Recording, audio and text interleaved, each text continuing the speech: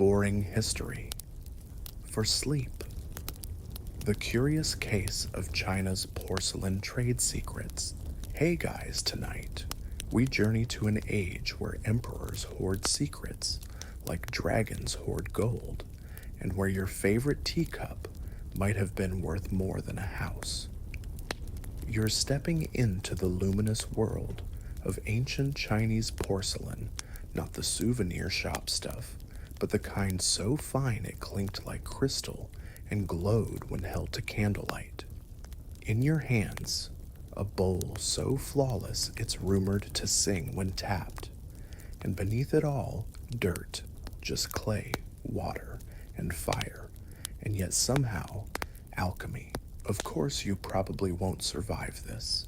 Not the history, just the absurdity of how seriously people took pottery. So before you get comfortable, take a moment to like the video and subscribe, but only if you genuinely enjoy what I do here.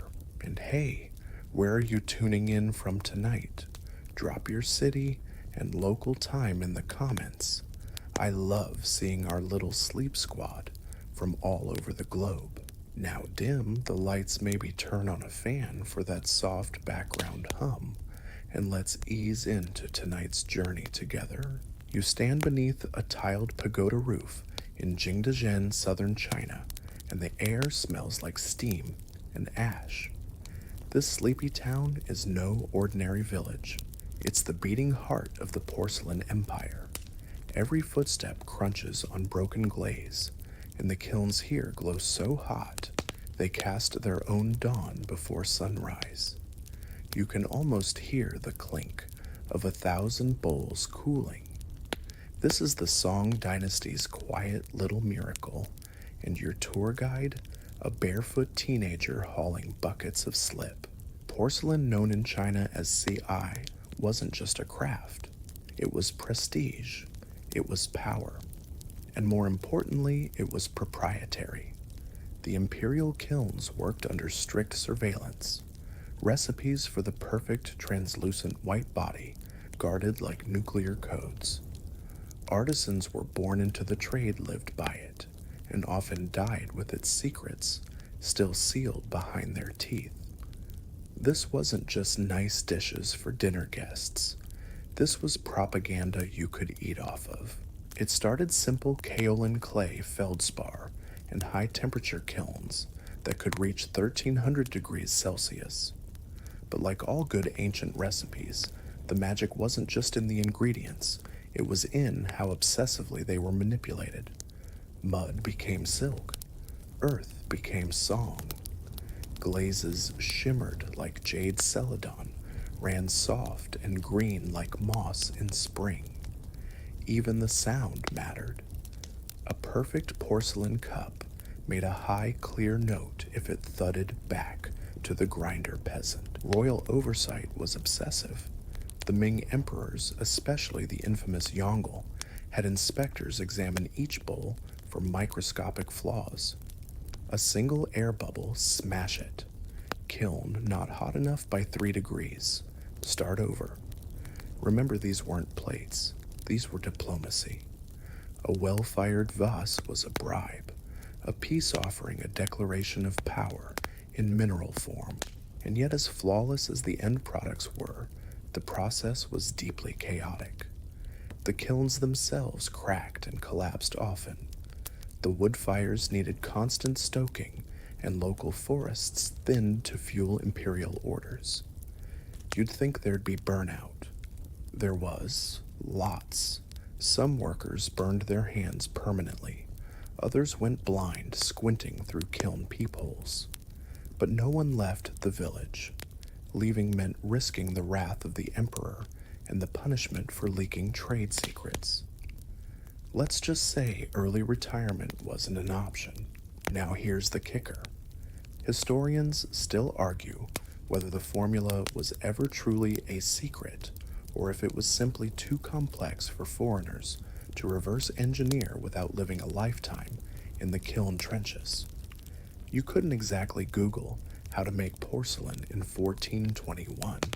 Trial and error took decades, and the Chinese weren't about to help. In fact, they doubled down.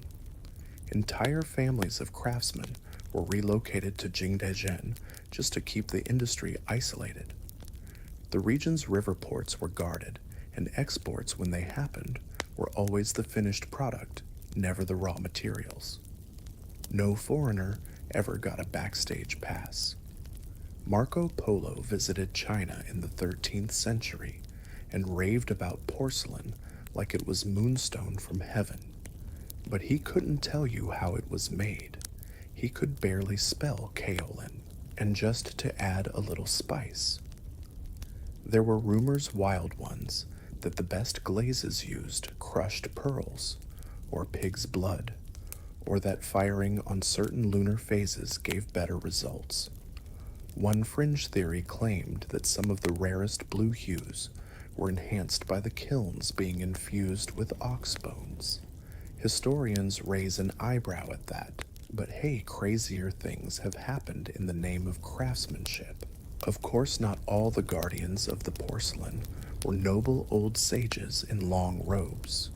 Sometimes they were corrupt local officials pocketing offcuts. Sometimes smugglers embedded themselves as apprentice potters, sending coded messages about the firing techniques hidden in decorative motifs. And sometimes, just sometimes, the real danger came from within. Ever heard of the jade teapot that exploded? Neither have I. But wouldn't it be cool? Back on the emperor's side, porcelain was part of a larger chessboard. Tribute systems meant neighboring kingdoms received porcelain as part of diplomatic exchanges. Korea, Japan, Persia each got just enough to admire, not enough to imitate. It was control through elegance. Soft power served on a dish. But here's a detail most museums gloss over.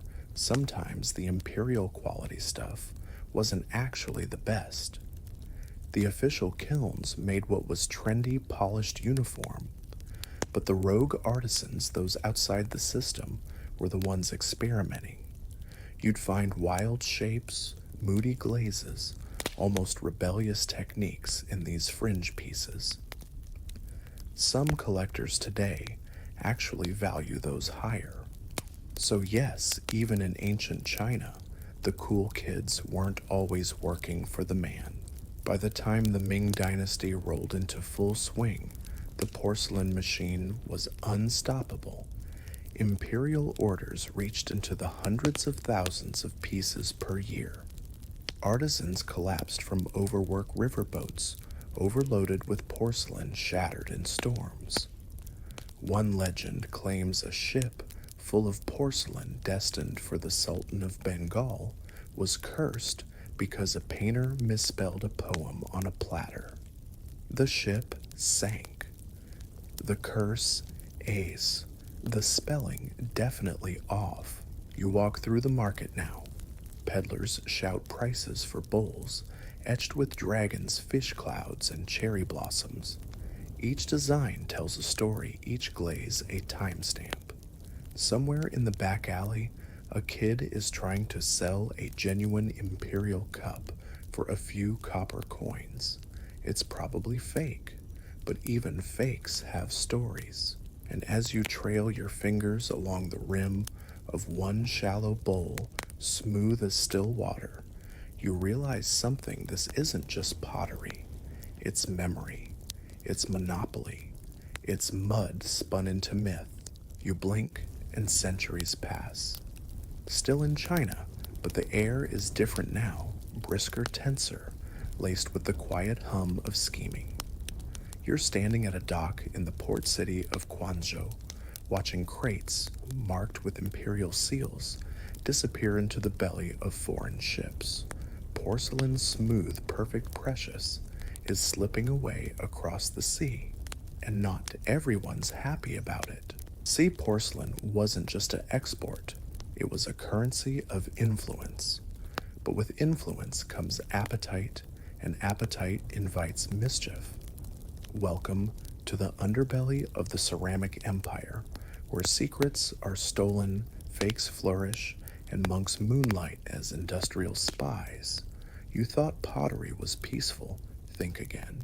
Let's start with a man who may or may not have existed, the legendary monk Yi Tuo.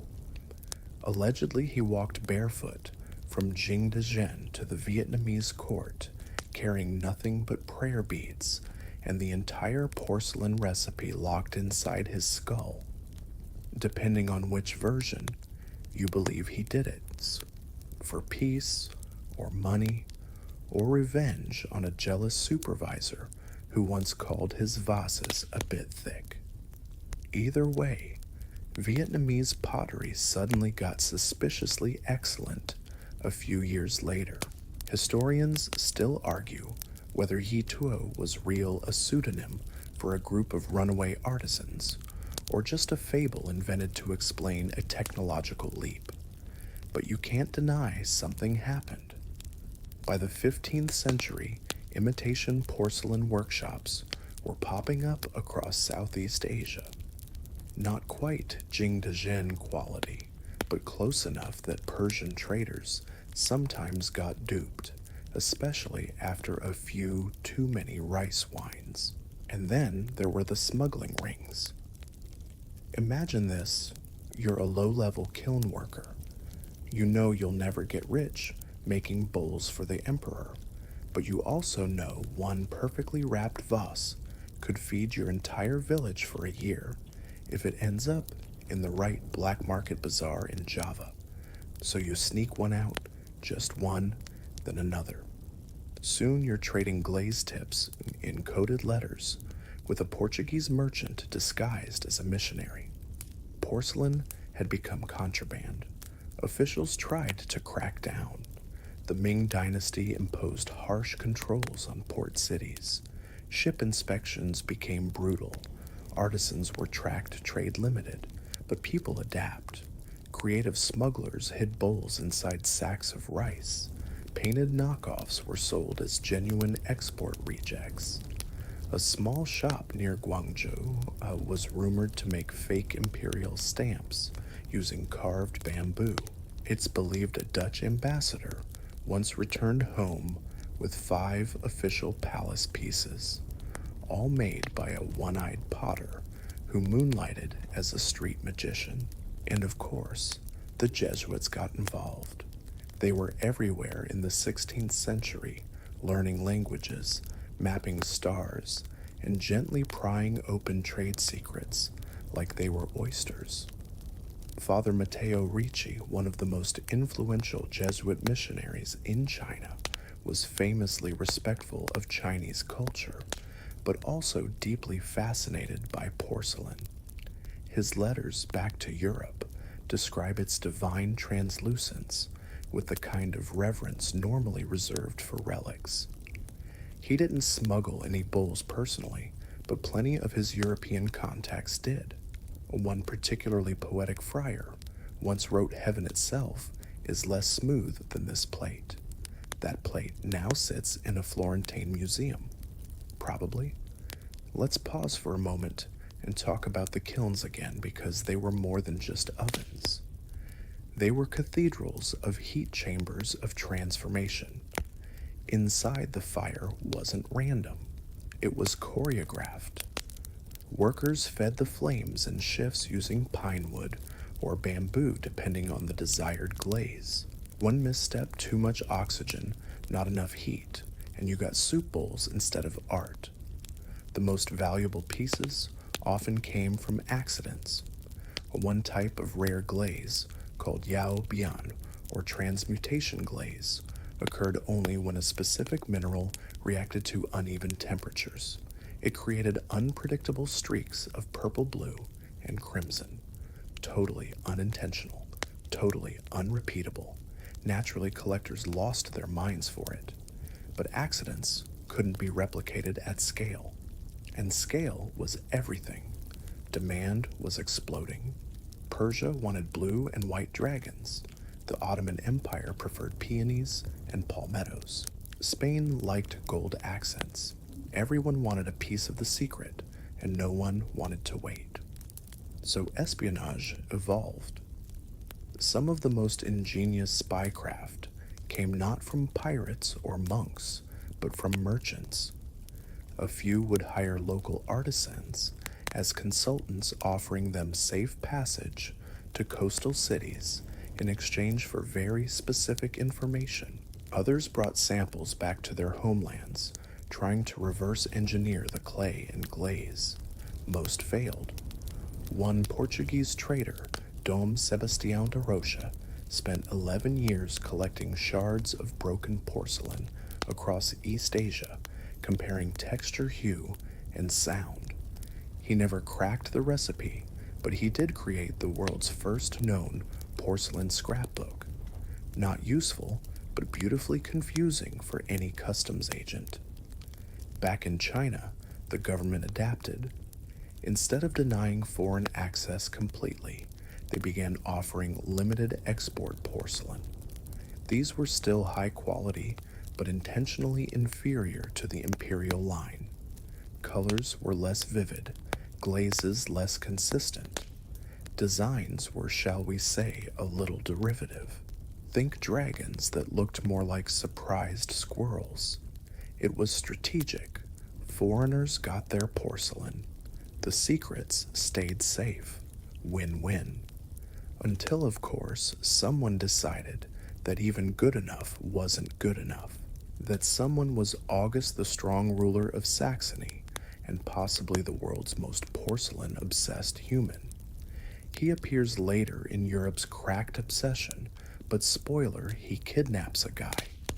That's how intense this gets. But before we leave Asia, take a moment to consider the stakes. This wasn't just tableware. Porcelain represented control status artistry, and perhaps most dangerously, imitation. If someone else could do what China had mastered, well, what then? The emperors knew this. That's why they burned old kilns, erased glaze records, and occasionally, if rumors are true, silenced a potter or two who got a little too chatty. One forgotten scroll even claims that a retiring kiln master was buried with the last known copy of the 5 fire secrets. Romantic nonsense, probably. Or maybe poetic truth glazed in metaphor. You wander now through the remains of one of those ancient kilns. The floor is cracked, the ash is cold, but the walls still whisper about secrets and smoke, about the monk who might have betrayed his kiln family, about the fake imperial bowl sold to a Spanish duke for a whole vineyard, about the one-eyed magician and the squirrel dragon. And as you lean against the soot-blackened bricks, something odd catches your eye, just a glimmer half buried. You kneel, brush away the ash. It's a shard, pale blue, still singing. You're not in China anymore.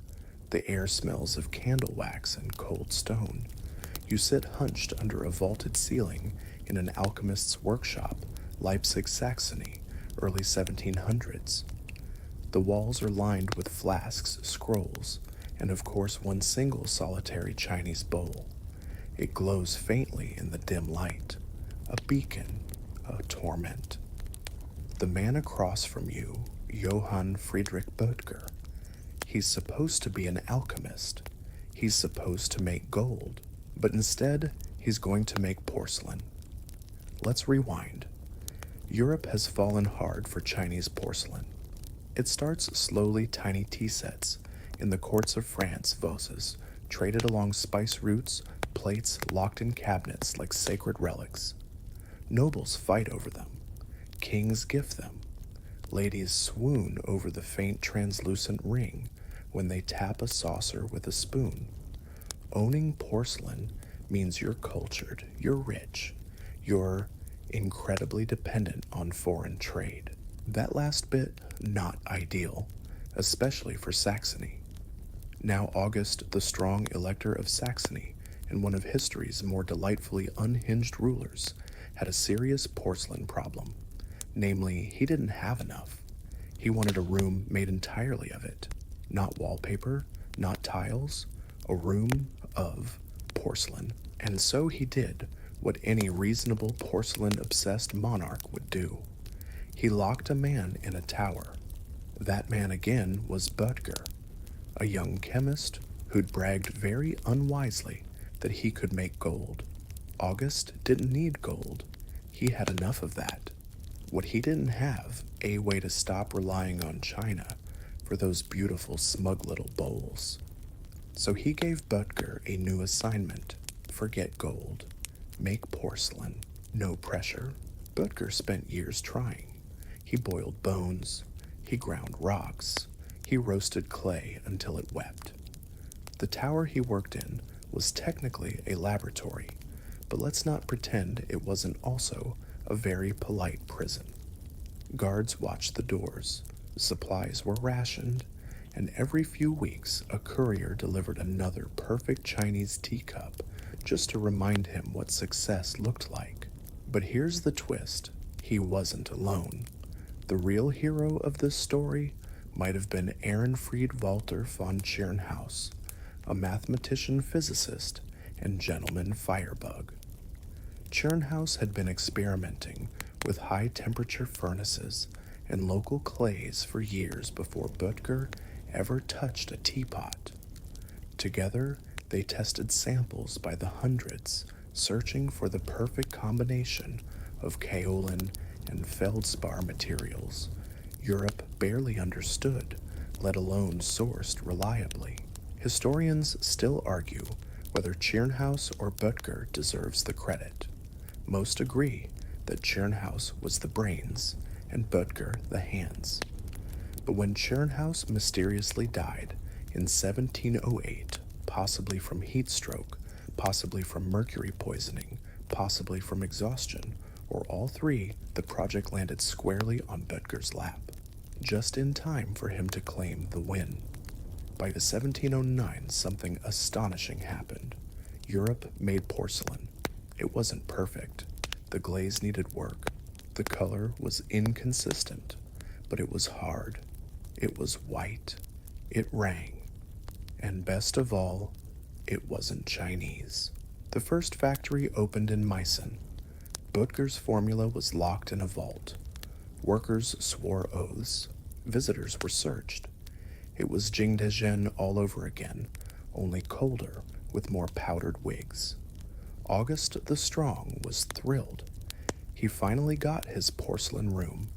It was hideous, but glorious. Meanwhile, across Europe, imitation fever spread. Factories sprouted like mushrooms after rain. France had Sèvres, England had Wedgwood, Italy had Capodimonte. Each tried to add their own flair. Some added floral motifs, others gold rims. One particularly enthusiastic Dutch workshop painted entire biblical scenes on dinner plates, great if you wanted to watch Noah's Ark sink while eating soup. Of course, there were still hiccups. The British, for example, couldn't find enough kaolin, so they cheated. Enter soft paste porcelain, a chalky cousin of the real thing. It looked okay, but chipped like a toddler's tooth. Still, it sold. Anything vaguely porcelain-like flew off the shelves. Even fakes of the fakes found buyers. A black market of almost authentic Meissen cups thrived in alleyways from Paris to Prague. And then there were the accidents. One factory tried using powdered eggshells. Another used crushed seashells. Someone in Venice added lead to increase glossiness, until customers started mysteriously fainting at dinner. Nothing says bon appetit like mild lead poisoning, but underneath the chaos was a real shift. Porcelain was no longer a Chinese monopoly. It was a European obsession. Suddenly, everyone wanted a seat at the dinner table of elegance. Tea became a ceremony. Sugar bowls were status symbols. Even chamber pots got fancy. And yet the Chinese weren't sleeping through all this. They were watching. Quietly, amused perhaps, maybe even flattered. I mean, imitation is the sincerest form of flattery. until someone opens a rival factory. So they upped their game. Qing Dynasty workshops pushed out even more intricate designs, famously elaborate family rose palettes with delicate pinks and yellows. They played to foreign tastes. They added Western motifs. One emperor even approved a set featuring St. George fighting a dragon. It's porcelain diplomacy wielded with a paintbrush. But here's a quirky tidbit around this same time.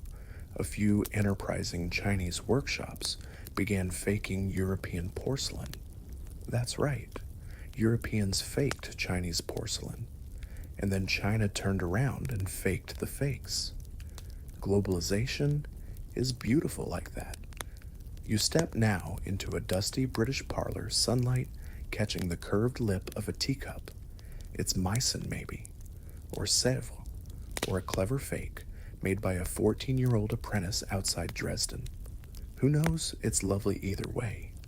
Someone's great-grandmother once held it like treasure. Now it sits in a curio cabinet behind glass, pristine, fragile, slightly haunted by the ghost of August the Strong, still pining for just one more vase. And as you sip your imaginary teas, you can't help but laugh softly. All this for a bowl. You're drifting now across oceans aboard creaking ships, heavy with porcelain packed in straw. Some destined for dukes, some for diners, all jostling through monsoon winds and mutinous crews. It's the 18th century, and porcelain has gone global. You reach the deck of a British East India Company vessel. The crew's cranky, the tea's gone moldy, and the captain's yelling at a midshipman about chipped goods. Somewhere below, crates stamped with Chinese ideograms tremble gently with each wave. Inside, bowls, teacups, sauce boats, and one incredibly smug little figurine of a bearded scholar. You suspect it's judging you. Europe can now make its own porcelain, sure, but it still imports by the ton. Why? Because Chinese porcelain is cheaper and often better. So begins the age of trade tea and tiny porcelain lies. Let's get the big picture. By the mid-1700s, Chinese porcelain made up one of the largest categories of goods flowing into Europe, alongside tea and silk. Tea drinking explodes in popularity. And what do you need to drink tea properly? Matching porcelain cups, of course, sugar bowls, slop jars. It's not just about taste, it's about the ritual, the display, the flex, and that's where the funny stuff starts. Because Chinese manufacturers eager to satisfy Western tastes start decorating their porcelain with European scenes. Country cottages, shepherds, lions that look suspiciously like overgrown poodles. But they don't always get it right. One plate meant to depict St. George slaying the dragon instead shows a terrified horse trampling a lizard while a knight stabs a cloud. The dragon looks deeply confused. Another famous pattern, the willow pattern. It looks ancient and deeply Chinese, right? Nope. It's British. Entirely invented by Staffordshire potters in the 1780s. A romantic story of doomed lovers was cooked up to sell more plates.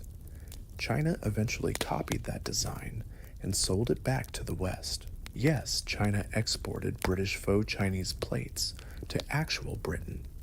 You can't make this up. Historians still argue whether the porcelain trade was more exploitative or collaborative. On one hand, Chinese artisans worked under intense pressure for foreign markets, their traditional styles warped by demand. On the other hand, some workshops flourished, innovating wildly, adapting new motifs, reaching audiences they'd never imagined. Cultural exchange, maybe. Economic coercion, probably. It's a messy, beautiful tangle of patterns, pigments, and power. And then there's America. Newly independent and eager to show off American merchants begin ordering custom sets from China. They send designs, coats of arms, bald eagles, portraits of George Washington, and receive them months later, delicately painted on porcelain fit for a king.